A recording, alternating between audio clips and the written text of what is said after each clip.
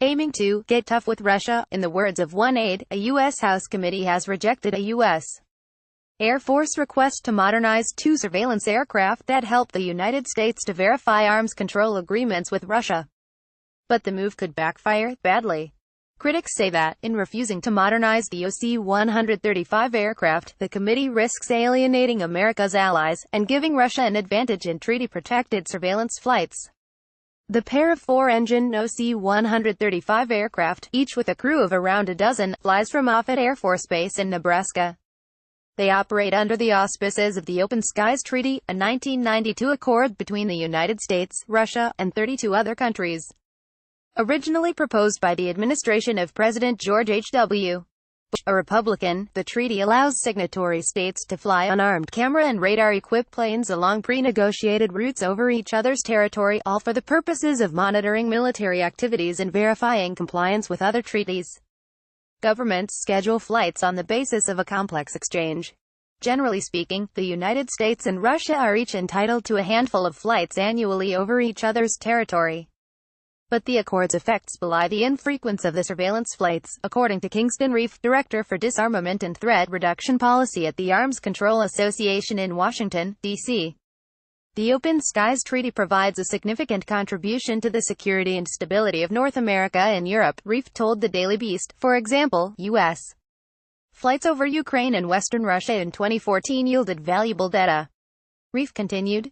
The treaty mandates information sharing about military forces that increases transparency among members, thereby contributing to stability and improving each participating state's national security. But key House Republicans are trying to blow up the accord, in the same way President Donald Trump recently exploded the international agreement limiting Iran's nuclear weapons program. The Open Skies Treaty doesn't benefit the United States, one House Armed Services Committee aide told the Daily Beast on the condition of anonymity. For starters, the aide said, Russia has violated open skies, rendering the treaty meaningless. It's true that, in recent years, Russia has unilaterally restricted the flight paths of foreign open skies surveillance planes operating in the vicinity of strategic Russian military facilities in Kaliningrad on the Baltic Sea coast and also near the Russian enclaves of South Ossetia and Abkhazia in the Republic of Georgia. We need them to return to full compliance.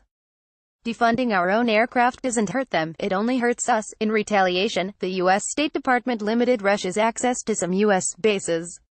As of Dec. 31, 2017, the impact of Russia's actions on U.S.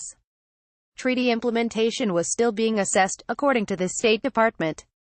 Moscow's efforts to bend the Open Skies Treaty aren't the only reasons for Washington to pull back from the accord, the House aide claimed. The United States has access to satellite imagery that is of higher quality than the photos and videos the OC-135s take, he said. By contrast, Russia's satellites generally are less sophisticated than America's are. As partial compensation, the Russian government has recently upgraded its own open skies planes with sensors that are superior to those on the OC-135s. For that reason, Russia's overflights represent a significant intelligence collection opportunity for Moscow, the aide said. You are now subscribed to the Daily Digest and Cheat Sheet. We will not share your email with anyone for any reason. But Republicans have fought efforts to address that sensor disparity. In 2017, the U.S. Air Force asked for money to upgrade the OC-135s. The House denied that funding. This year, House Republicans, led by Rep. Mac Thornberry of Texas, are doubling down on their efforts to kill open skies. Now they're targeting the planes themselves. The Air Force has requested $220 million to replace the OC-135s, which were built in the 1950s and are some of the oldest aircraft in the military inventory.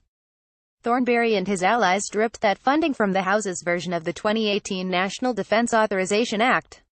They did so over the objections of Rep. Don Bacon, a Republican congressman from Nebraska. We've heard very clearly from the Department of Defense that they still value the unique access to Russia provided by this treaty, Bacon told the Daily Beast. However, the department is concerned that the current capabilities of the OC-135 are not well suited to the treaty mission, Bacon added. They confirm many parts of Russia cannot be accessed due to runway length and the long distances between usable airfields. In addition, the age of the OC-135 airframe means that breakdowns are more frequent and take longer to fix. We can do better, Bacon said. The Senate has a chance to weigh in on the NDAA before it becomes law. Thornberry and other House lawmakers are hoping the Senate preserves the cut. If America's open skies planes are too old to safely fly and lack the sensors to surveil Russian territory adequately, they might as well not fly at all. Open skies would thus become meaningless for the United States, giving the Senate an incentive to abrogate the accord and cease meaningful cooperation with Russia. This is no doubt the objective of the treaty's critics. Reif explained. These critics in part blame former President Barack Obama for, they argue, forcing them to find creative ways of undermining open skies and punishing Russia for its aggression.